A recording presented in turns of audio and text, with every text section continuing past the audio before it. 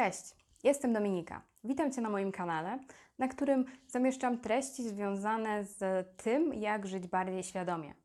Dziś mam dla Ciebie film, w którym opowiem o tym, jak ustalać cele. Każdy z nas ma jakieś cele lub marzenia, które chce zrealizować. Jedne są mniejsze, drugie są większe, jedne są bardziej realne, drugie mniej realne. I właściwie to dobrze, bo cele nadają kierunek i dynamikę naszemu życiu. Jedni skupiają się na zdrowiu, inni na biznesie i to bardzo dobrze, bo jesteśmy różni i każdy z nas może mieć inną dziedzinę w życiu, która jest dla niego ważna. Ale jak w ogóle ustalić, co jest naszym celem i jak wziąć się za realizację tego celu? O tym właśnie będzie dzisiejszy film. Na pewno przyda Ci się kartka, długopis, notatnik w telefonie albo cokolwiek, gdzie możesz zanotować te cele, bo jak wiemy, jeżeli czegoś nie zapiszemy, to bardzo szybko wypadnie nam to z głowy. Najpierw ustalmy, jakie obszary życia są dla Ciebie ważne, w których z nich masz jakieś cele do realizacji. Najlepiej ułóż je od razu w kolejności od najważniejszego do mniej ważnego, natomiast pamiętaj, że ten obszar, który jest mniej ważny, nie jest najmniej ważny, czyli taki angielski zwrot last but not least. W literaturze można znaleźć mnóstwo różnych podziałów na obszary życia, ale ja podam Ci tylko ich 8. Zdrowie, rodzina, otoczenie, duchowość, rozwój, kariera, finanse, rozrywka i relaks. W kolejnym kroku skupiamy się na jednym z tych obszarów życia, który chciałabyś polepszyć poprzez właśnie ustalenie sobie jakiegoś celu i jego realizację. Zastanów się i zapisz, jak chciałbyś, żeby wyglądał ten obszar Twojego życia w przyszłości, czyli tak jakby stworzymy najlepszy scenariusz. Możesz zatrzymać ten film i skupić się na zadaniu. Następnie wypisz w punktach nawyki, które musisz w sobie wyrobić oraz umiejętności, których musisz się nauczyć, aby zrealizować właśnie tę swoją wizję, którą zapisałaś w poprzednim kroku. Musisz także wypisać rzeczy, z których musisz zrezygnować w dotychczasowym życiu, aby móc zrealizować tę swoją wizję. Więc gdy już mamy ten pierwszy etap za sobą, przejdziemy teraz do tego, jak ustalić w ogóle, jaki jest nasz cel, jak go stworzyć, jak go zdefiniować, więc idźmy dalej. Jest taka zasada, bardzo popularna w biznesie, bardzo popularna w internecie i w bardzo wielu książkach też spotkamy się z tą zasadą, mniej lub bardziej rozbudowaną. Jest to zasada SMART. Nasz cel musi być SMART. To jest słowo angielskie, które oznacza mądry, natomiast w tej zasadzie nie chodzi o to, że nasz cel ma być mądry, no bo to nie za bardzo ma sens. Jest to po prostu skrót od 5 cech celu. Niektórzy mówią, że zasada SMART pozwala nam stworzyć sprytny cel. Nie mądry, tylko sprytny. Zacznijmy od literki S, czyli specific. Oznacza to, że cel musi być sprecyzowany. Musisz określić swój cel bardzo precyzyjnie, dokładnie, szczegółowo. Czyli odpowiedz sobie na pytanie, co chcesz osiągnąć, jak i po co. Na przykład cel chcę schudnąć, nie jest SMART. M, measurable, czyli Twój cel musi być mierzalny. Z Twojego celu powinno wynikać to, w jaki sposób możemy go zmierzyć. Powinniśmy wiedzieć, kiedy nasz cel zostanie zrealizowany. Więc musimy mieć możliwość monitorowania jego postępów. Przykładowy cel: zwiększę sprzedaż o 10% do końca kwartału. Attractive, czyli atrakcyjny. Cel powinien być dla Ciebie motywujący, natomiast nie może on być zbyt trudny, ale jednocześnie nie może być zbyt łatwy. Musi być realny do osiągnięcia i jednocześnie uczyć nas czegoś nowego. Aby sprawdzić, czy ten Twój cel jest atrakcyjny dla Ciebie, Zrób sobie taką tabelę zysków i strat z jego realizacji, czyli z czego musisz zrezygnować i co zyskasz. Może wtedy będzie łatwiej zobaczyć i ocenić po prostu, czy to jest tego warte. Realistic, czyli realny. Przede wszystkim Twój cel musi być możliwy do realizacji przy wykorzystaniu obecnych zasobów i umiejętności, które posiadasz lub które możesz w sobie wyrobić. I ostatnie, time-based, czyli określony w czasie. Twój cel musi mieć określoną datę realizacji. Robimy to po to, aby łatwiej nam było określić poszczególne etapy jego realizacji. Po prostu ustalamy sobie termin, w którym chcemy, żeby ten cel już był przez nas osiągnięty. Na przykład do końca grudnia tego roku schudnę 2 kg. Są też dwie dodatkowe zasady i właściwie z tą zasadą SMART jest często tak, że w zależności od autora dodawane jest mnóstwo różnych dodatkowych cech. Tyle, że wtedy to SMART staje się już nie takim słowem, które łatwo zapamiętać, tylko jest bardziej rozbudowane. Ale my się skupiamy na podstawach. Dobra, więc są jeszcze dwie zasady. Pierwsza, pozytywny. Twój cel musi być sformułowany w sposób pozytywny i w czasie teraźniejszym. Na przykład, nie będę jeść słodyczy. Taki cel nie będzie pozytywny. Po pierwsze, ma w sobie nie. Po drugie, ma w sobie rzecz, której nie chcemy robić. Więc już odpada.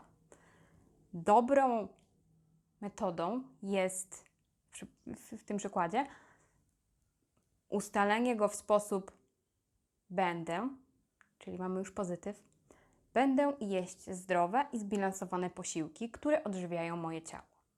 I mamy jeszcze tutaj drugą zasadę, czyli controllable. Oznacza, że ten cel jest możliwy do kontroli, czyli takie powiązanie trochę z tą zasadą, że ma być mierzalny. Tyle, że w controllable chodzi o to, żeby cel był możliwy do kontrolowania. Teraz wróć do swoich notatek. Kolejny etap to właśnie dopisanie swoich celów do obszarów życia, które wybrałaś na początku lub do jednego obszaru życia, używając właśnie tej zasady SMART. Pamiętaj też, żeby uwzględnić wszystkie czynniki, które znalazły się na pierwszej stronie, czyli zasoby, nawyki i rzeczy, które musisz wyeliminować ze swojego życia, żeby zrealizować się w tej dziedzinie.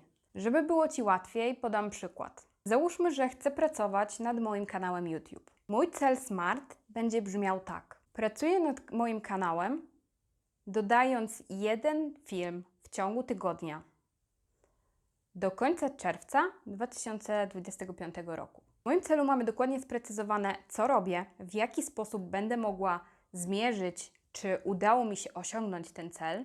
Cel jest dla mnie atrakcyjny, bo będę ulepszać ten kanał poprzez dodawanie co tydzień jednego filmu. I cel jest też realny do osiągnięcia, bo mam te nawyki i umiejętności, które są konieczne do jego realizacji lub mogę się ich nauczyć.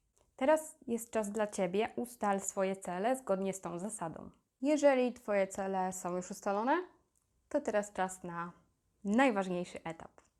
Wiemy, jaki jest etap końcowy. Wiemy, czego potrzebujemy, żeby dojść do tego etapu końcowego i potrzebujemy teraz dokładnych kroków, co musimy zrobić po kolei, żeby nam się udało zrealizować ten cały plan. Przyda Ci się teraz lista nawyków i umiejętności z tego pierwszego etapu. Więc kontynuując mój przykład.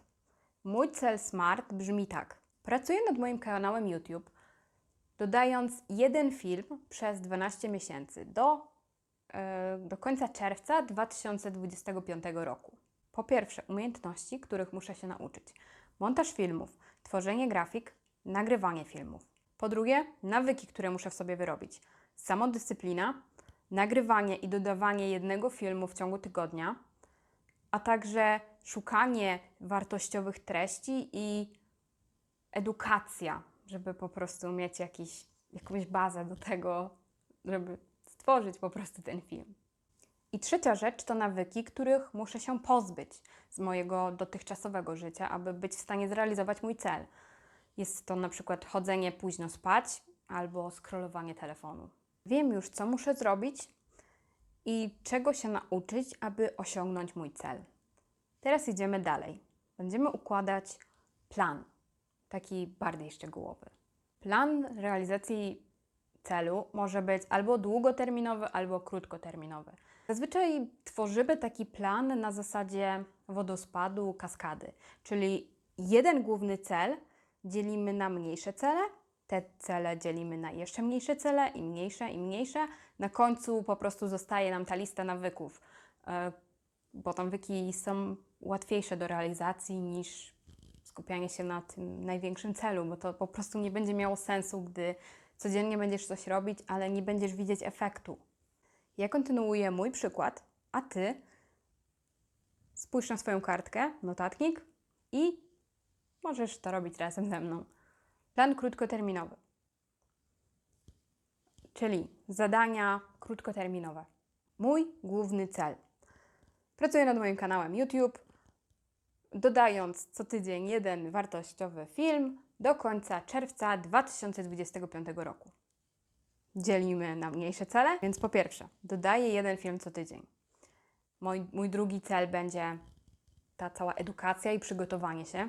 Po trzecie, pracuję nad wyeliminowaniem z mojego życia tych negatywnych nawyków, które mam w sobie, na przykład to scrollowanie telefonu, żeby mieć nawet więcej czasu na nagrywanie czy na tworzenie scenariuszy. Znów idziemy w dół o 1 stopień i teraz musimy się trochę bardziej rozdrobnić, czyli co oznacza dodawanie jednego filmu. Muszę film zaplanować, muszę go nagrać, muszę go zmontować i muszę go opisać, wrzucić na YouTube.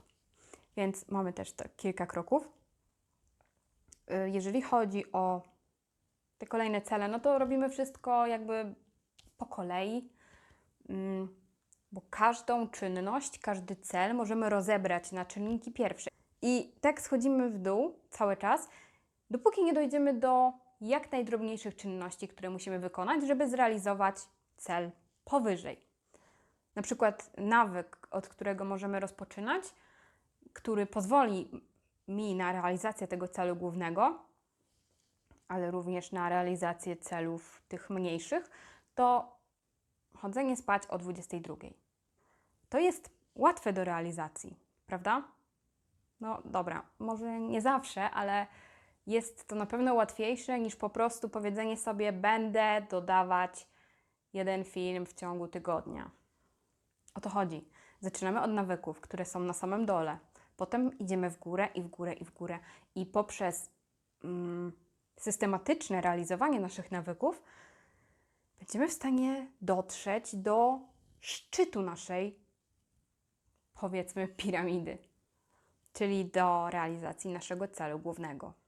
I właśnie w taki kaskadowy sposób stworzyliśmy plan realizacji naszego celu głównego. Mam jeszcze dla Ciebie taką dodatkową metodę, która na przykład u mnie bardzo dobrze zadziałała i wydaje mi się, że u większości ludzi zadziała całkiem nieźle, bo większość z nas jest po prostu wzrokowcami.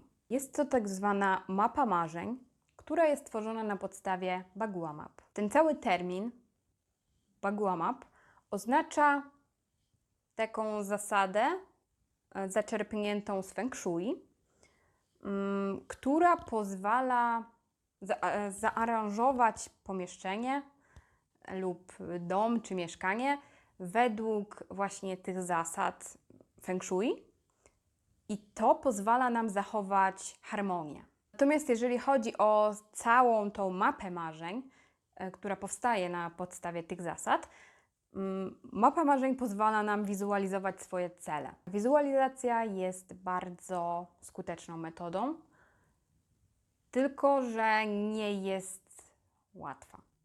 To znaczy jest łatwo dostępna, ale zazwyczaj ludzie nie są w stanie skupić się wystarczająco na tym, aby wizualizować.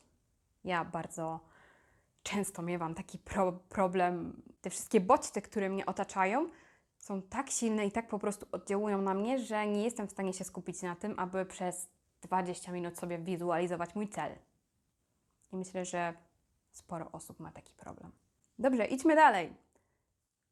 Jak stworzyć taką mapę? Zamieszczę Ci za chwilę obrazek, który pokazuje, jak to wygląda. W internecie znajdziesz też różne instrukcje, do których linki również zamieszczę pod spodem w opisie, żeby było łatwiej. Chodzi o to, że mamy mapę podzieloną na 9 części. I każdy z tych kwadratów to inna sfera naszego życia. Każdy z nich wypełniamy zdjęciami lub zdjęciem jednym wedle własnych preferencji. Jakby w każdym z tych kwadratów mamy konkretne rzeczy, które możemy tam zawrzeć. Gdy ja tworzyłam moją mapę, zajęło mi to jakieś 2 tygodnie. Tyle, że moja mapa jest trochę bardziej skomplikowana, bo mam malutkie zdjęcia i chciałam jak najlepiej ją stworzyć, żebym była w stanie zawsze patrząc na nią odnaleźć ten sens. Dlaczego ja w ogóle żyję? I do czego ja dążę? Nawet sam ten proces poszukiwania zdjęć na Pinterestie czy na jakichś innych portalach jest bardzo angażujący, bo pokazuje Ci, jakie rzeczy w ogóle są dla Ciebie ważne. Czy naprawdę posiadanie miliona zmieni Twoje życie, czy po prostu chcesz posiadać milion po to, żeby go posiadać. Taką mapę można stworzyć w formie papierowej, a także w formie cyfrowej. Ja na przykład ustawiłam sobie taką mapę na tapetę w komputerze, a także w telefonie, żeby zawsze mieć to pod ręką. Taka wskazówka na początku: zaczynamy od kwadratu, który jest na samym środku, bo jest on najważniejszy, ponieważ definiuje Ciebie. W opisie znajdziesz link do strony z instrukcją, która pomoże Ci przejść przez proces budowania takiej mapy. Metoda ta może okazać się skuteczna, ponieważ dokładnie widzimy, jaki jest nasz cel. Możemy tam zawrzeć dosłownie wszystko. Wiadomo oczywiście, że to nie chodzi tylko o to, żeby wkleić zdjęcie i tyle. Pamiętaj, że jeżeli już bierzesz się za realizację jakiegoś celu, no to trzeba się w to odpowiednio zaangażować, żeby go zrealizować. Są 4 kroki realizacji celu. Po pierwsze, zdefiniuj. Po drugie, zwizualizuj. Po trzecie, podejmij działanie. I po czwarte, wytrwaj. Zapisanie celu, nawet jeżeli byłby on smart, nic nie zmieni. Aby cokolwiek spełniło się w Twoim życiu, musisz podjąć działanie. I musisz wytrwać w tym działaniu aż do momentu, gdy uda Ci się zrealizować ten cel. Niestety duże rzeczy w życiu wymagają dużych nakładów i nie ma żadnej drogi na skróty. Dziękuję Ci za obejrzenie tego filmu. Jestem niesamowicie wdzięczna za to, że dotrwałeś do jego końca i razem przeszliśmy przez proces tworzenia Twojego celu. Mam nadzieję, że teraz już wiesz, jakie są Twoje cele i jakie kroki musisz podjąć, żeby je zrealizować. Życzę Ci oczywiście powodzenia w realizacji i mam nadzieję, że wszystko pójdzie gładko. Jeżeli podobał Ci się ten film, proszę o subskrypcję i łapkę w górę. Możesz też podzielić się nim ze swoimi przyjaciółmi, znajomymi. Napisz mi proszę w komentarzu, jakie cele udało Ci się ustalić, oczywiście jeżeli chcesz. A może masz jakieś inne sprawdzone metody na to, jak ustalać swoje cele. Dziękuję bardzo za wszystko. Życzę miłego wieczoru, dnia, nocy, w zależności od tego, kiedy to oglądasz. I do zobaczenia w następnym filmie. Cześć! Cześć! Zawsze tak samo. Zawsze jest to samo. Natomiast ten mniej ważniejszy... Następnie wypisz w punktach nawyki oraz umiejętności, których musisz się nauczyć i musisz rezygnować w dotychczas...